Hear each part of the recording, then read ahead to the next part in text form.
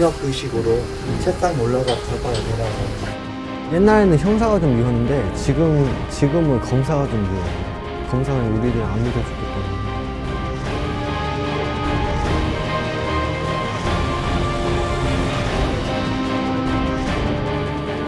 사건이 내가 한 사건인데 이 친구들은 얼마나 억울했겠습니까?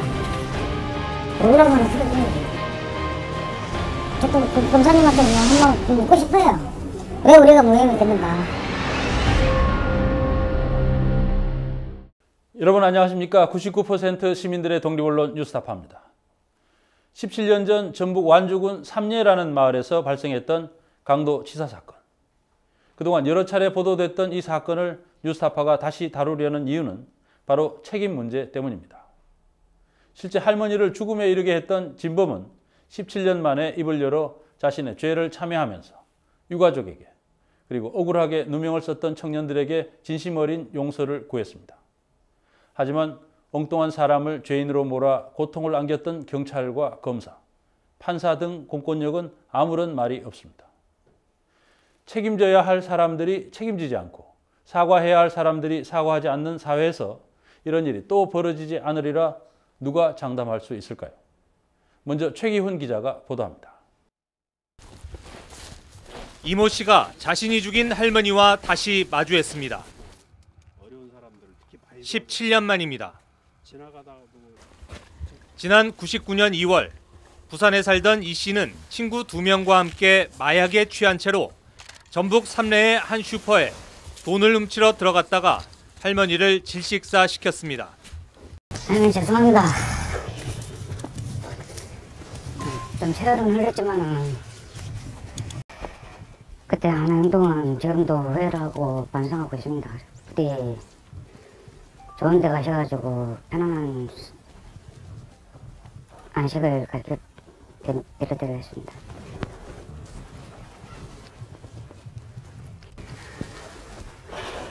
정말 죄송합니다. 어머니 이제 왔네요. 얘네들 이제 왔어요. 내가 약속했잖아요. 어머니한테 데리고 온다고 반드시. 여러분 뭐들 이런 줄을 쳤어. 됐어? 됐어? 정말 죄송합니다.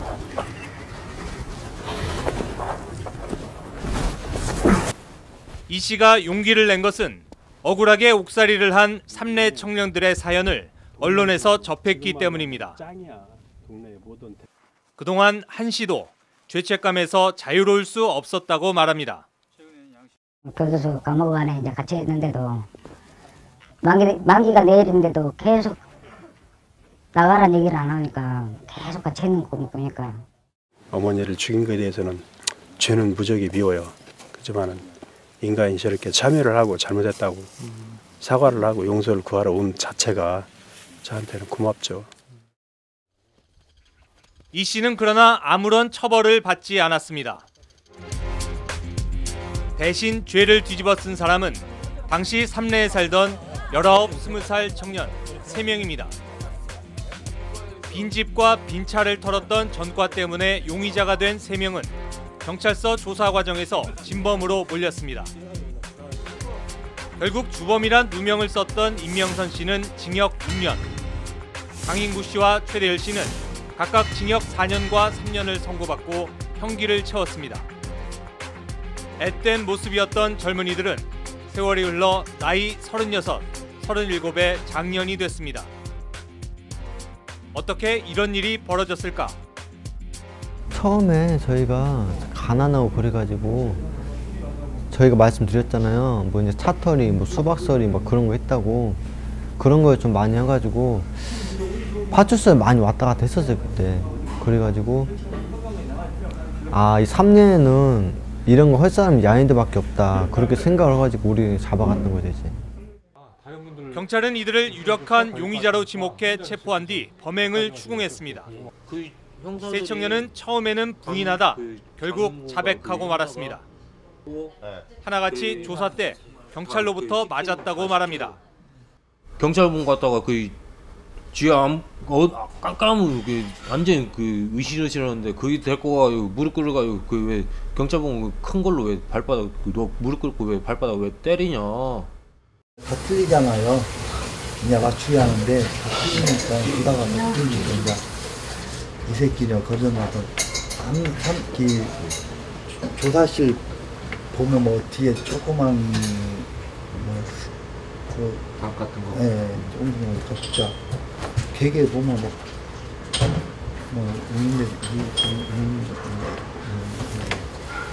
아는 소리는 서로가 다 들려요. 맞는 소리. 경찰봉으로 때리고 뭐 그런 거 있어요? 예, 어떻게 받았어요? 발바닥으로. 어떻게? 이런 책상이 있을 거냐? 이게 국민학교식으로 책상이 올라가서 발바닥 대라고. 그때는 나이가 어렸잖아요. 나이가 어렸고 또 아무것도 몰랐기 때문에 겁이 좀 많았어요. 저는 그때는 겁이 좀 많았고, 그래서 형사들이 막 때리고 그러면 너무 무서워가지고 그런 것 때문에 이제 했다고 말한 적도 있고. 그리고 자백한 게 자백 안 하면 뭐 사형이나 뭐 무기징역 그런 말도 했었어요. 형사들이. 그렇게 해서 나온 허위 자백은 자술서로 작성됐습니다. 3명 모두 한글을 제대로 쓸 줄 몰랐지만 이상하게도 자술서엔 맞춤법이 틀린 흔적이 거의 없습니다. 경찰이 미리 작성한 내용을 보고 그대로 받았었다고 합니다. 하나 반장님 얘기해요.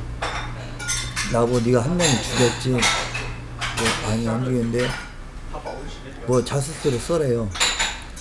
근데 좀 그다음 나이는 20살인데 읽을 줄은 아는데 약간 좀 막 솔직히 말 길을 잘 못 썼지. 받침 몰랐죠. 받침은 아예.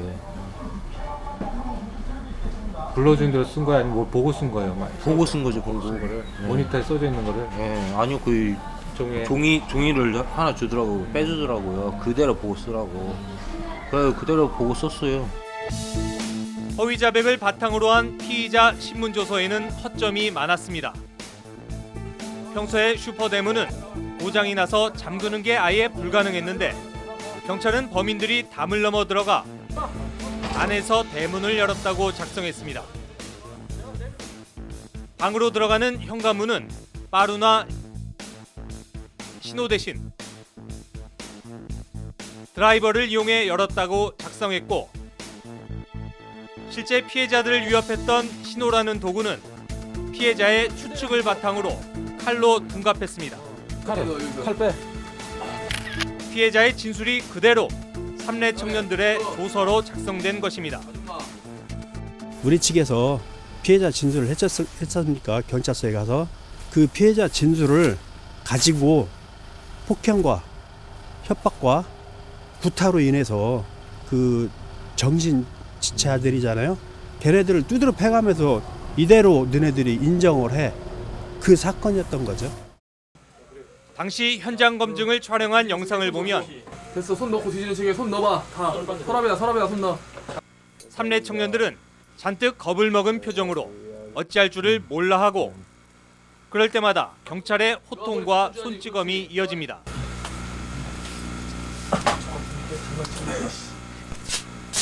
이렇게 있어 임마 이렇게. 그래. 대기만 아니야 그렇게. 대기만 해. 네가 해봐. 고개 들어. 그때 우리는 그 어려서 쓴 게 겁이 많잖아요. 그냥 그렇게 똑같이 할 수도 없어요. 그 형사가 시킨 대로 그대로 할 수밖에. 그러니까 왜요? 왜 형사가 시키는데 그래? 안 하면 막 머리를 다 뒤통수 막 때린 게 손바닥으로. 재판 과정에서 선임된 국선 변호사도 별 도움이 되지 못했습니다. 국선 변호사한테는 사람 안 죽였다라고 얘기를 했어요. 예. 그러니까 뭐라고 그래? 아, 이러시면 안 된다. 어차피 그 자백까지 다 했는데 엎을 수는 없는 것 같아요. 허위 자백은 결국 경찰에서 검찰, 법정으로까지 이어졌습니다. 나이가 어린 미성년자들이라든지 그다음에 지적 능력이 좀 저하되어 있는 사람들이라든지 이런 계층들은 아주 취약성을 가지고 있고 또 법에 대해서도 거의 무지하기 때문에 자기가 하는 자백이 앞으로 자기 장래, 자기 인생에 어떤 영향을 미칠지를 잘 모르는 것이죠. 그래서 이제 수사관이 유도하는 대로 혹은 수사관이 추궁하는 대로 이제 원하는 답을 해준다든지 법정까지 가서도 전문가의 어떤 잘못된 조언을 그대로 받아들여서 자백을 유지한다든지 하는 현상들이 벌어지는 것 같습니다. 그렇다면 당시 경찰은 정말 삼례 청년들이 진범이라고 믿었던 것일까? 지금도 얘네 셋이 범인이라고 확신을? 네, 저는 지금도 얘들 셋이 범인이라고 확신을 하고 있습니다. 공부는 못 올리면 범죄에 대해서는요, 다들 우리 하여튼 우리 꼭 돼 있어요. 끝나셔야 됩니다. 17년 만에 진짜 범인이 나타나 용서를 빌고 경찰의 폭력적인 수사가 드러나 재심이 신청된 상황.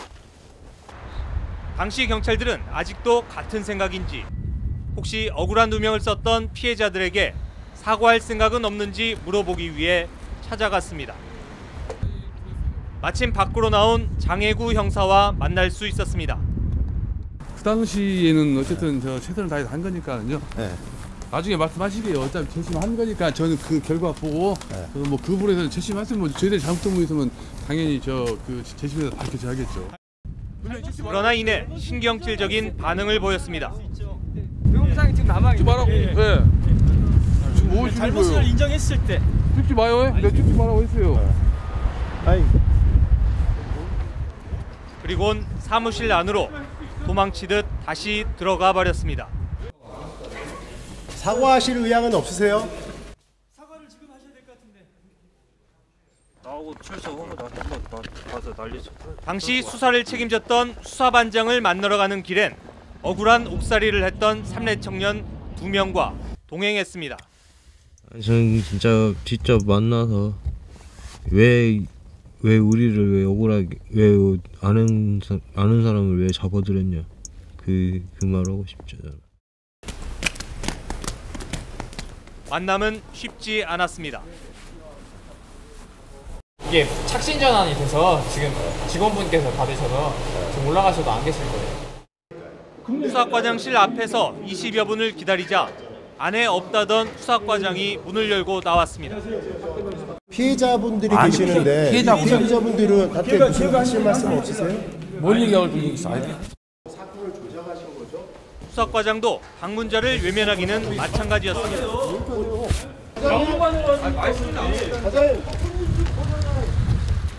거기서 4개월 근무를 했는데 뭘?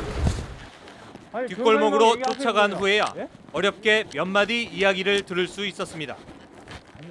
저도 수사를 했지만 뭔 생각하는 분이 내가 보지 않은 이상 거기에 우리가 절대한 대로 모든 증거를 맞춰가지고 하는 게 경찰이잖아요. 지금도 그래요. 제가 보지 않은 이상 아까 말씀하신 대로 그 잘못됐다 잘못 그게 아니라 우리는 우리 주어진 여건에서 최선을 다해서 실질 발견해서 수사하는 거예요.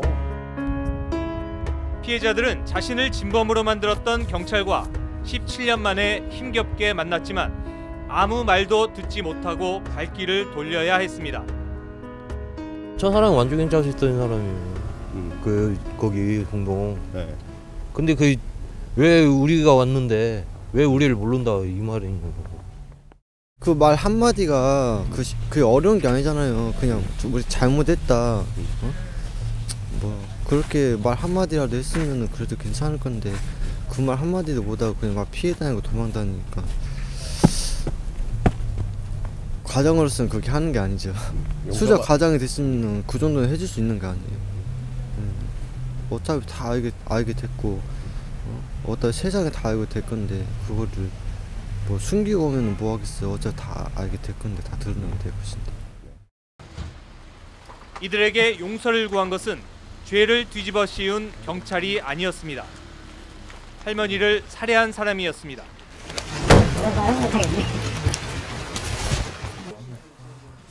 부산에서 전주로 힘든 발걸음을 뗀 진범 이 씨는 아무 말 없이 삼례 청년들의 손을 잡았습니다. 이렇게 진짜 자기가 헛다한 진실을 받게 되니까 지금은 진짜 고맙죠. 끝까지 부인해버렸으면 우리가 아는데. 저는 감사하다고 생각. 살인죄를 뒤집어쓰고 수년 동안 감옥살이를 했던 삼례 청년들도 진범 이 씨도 제대로 말을 잇지 못했습니다. 어차피 그때나 지금이나 저들은 뭐 얘기했듯이 유력한 거는 못하고 없는데 왜 이제까지 왔는지 이해를 못하겠다.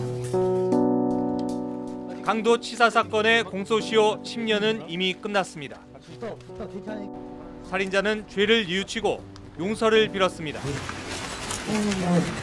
그러나 이 모든 일을 법의 이름으로 집행했던 공권력은 침묵하고 있습니다. 공무원의 직권 남용에 대한 공소시효는 5년. 법적으로 아무런 책임도 물을 수 없고 당사자들은 사과도 하지 않고 있습니다. 뉴스타파 최기훈입니다. 이 사건은 부산에서 진범 3인조가 잡혔을 때 바로잡을 수 있는 기회가 있었습니다. 하지만 검찰은 진범들을 무혐의로 풀어줬습니다. 실수했을까요? 뉴스타파 취재 결과 진범을 잡은 검사는 상부 지시로 수사에서 배제됐고 재수사를 담당한 검사는 사건 관련자들의 주요 진술을 의도적으로 몰아간 사실이 확인됐습니다. 검찰이 힘없는 서민에게 억울한 옥살이를 시킨 뒤 치부를 감추기 위해 진실을 은폐한 것은 아닌지 의혹을 사고 있습니다. 황일송 기자가 보도합니다. 전북 삼례 강도치사 사건 피의자 3명이 억울한 옥살이를 하던 1999년 11월 부산지검은 2달의 내사 끝에 진범들을 잡아 범행 일체를 자백받았습니다. 곧 사건의 진실이 밝혀지는 듯 했습니다. 그러나 사건이 부산지검에서 전주지검으로 이첩되면서 상황이 반전됐습니다. 최초로 수사했던 전주지검에서 그 내용을 가장 잘 아니까 이 사람들 조사를 하는데 이 사람들이 자백했다 다시 아니다라고 번복을 했어요. 또 실제 이 사람들이 최초에 자백했던 내용과 객관적 증거를 횡적으로 맞춰보니까 불일치했고. 하지만 자신이 진범이라고 자백한 이 씨는 전주지검에서 조사를 받는 동안 기존의 자백을 번복하도록 유도됐다고 말했습니다.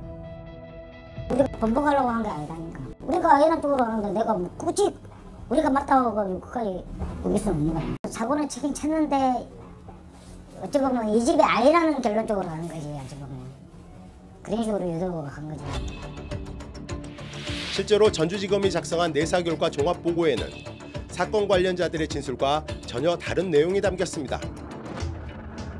피해자가 빼앗긴 물건은 녹색의 진짜 보석인 에메랄드가 박힌 여자용 목걸이, 반지, 팔찌 한 세트와 남자용 반지 1개인데 이는 큐빅과 가짜 자수정이 박힌 금반지를 샀다는 금은방 주인의 진술과 다르다는 게 전주지검의 주장입니다.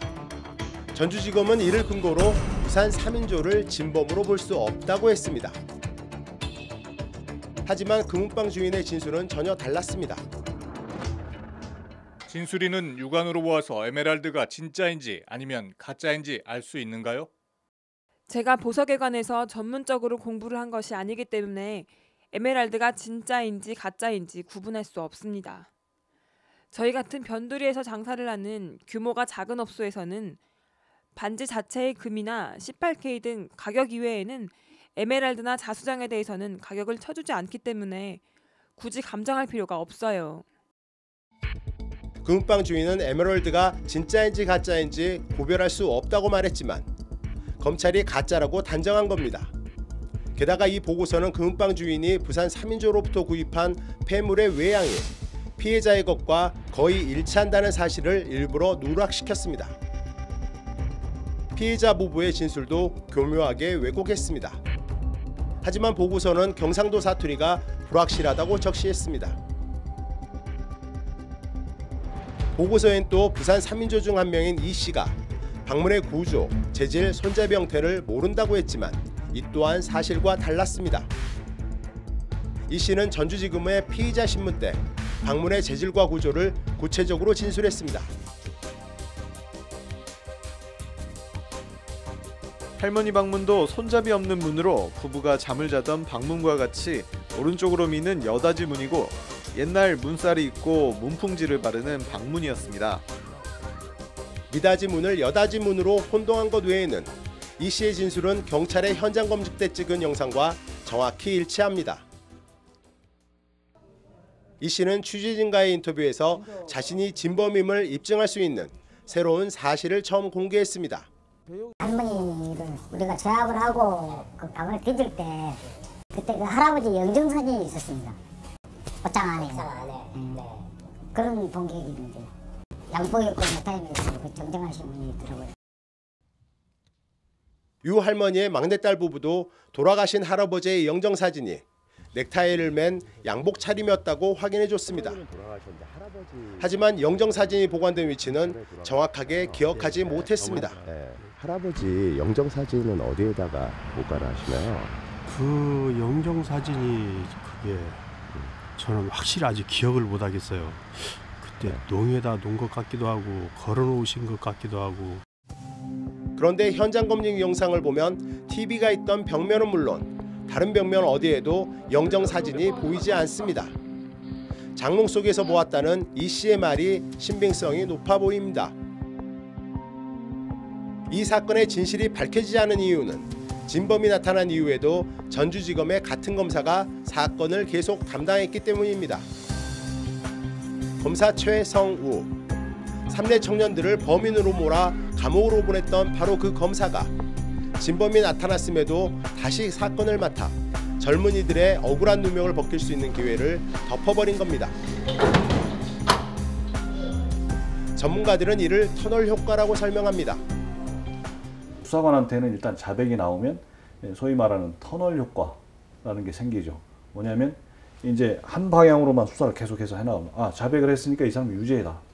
그러니까 유죄하고 관련되는 심증 혹은 정황, 증거 이런 것만 수집을 해가지고 자백 플러스 정황 혹은 증거 이렇게 해가지고 수사를 끝을 내는 거죠. 이제 그런 터널 비전에 빠져버리니까 수사관의 입장에서는 이 사람이 죄가 없을 거야라는 생각을 거의 하지 않습니다. 그게 이제 문제점인 것이죠. 최 검사는 현재 국내 최대로 폼인 김현장에서 화이트 컬러 범죄 전문 변호사로 활동하고 있습니다. 어렵사리 연락처를 수소문해 문자를 보내고 직접 사무실을 찾아가기도 했지만 그를 만날 수는 없었습니다. 그는 따로 할 말이 없다며 기자에게 행복한 설 명절을 보내라는 문자를 보내왔습니다. 진범을 잡아놓고도 풀어준 검찰. 억울하게 누명을 쓴 3대 청년들은 성년을 감옥에서 맞이했고 17년이 지난 지금 재심을 기다리고 있습니다. 뉴스타파 황일소입니다.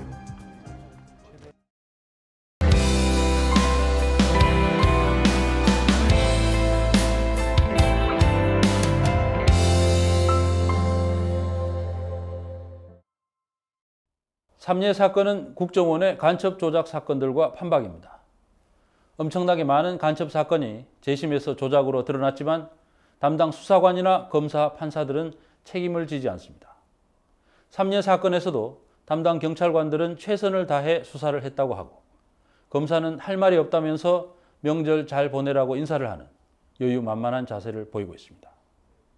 이 사건은 당연히 재심을 통해 바로잡혀야 하겠습니다만 관련된 경찰과 검찰, 법관들의 책임을 묻지 않는다면 같은 일이 반복되는 것을 막을 수는 없을 것입니다.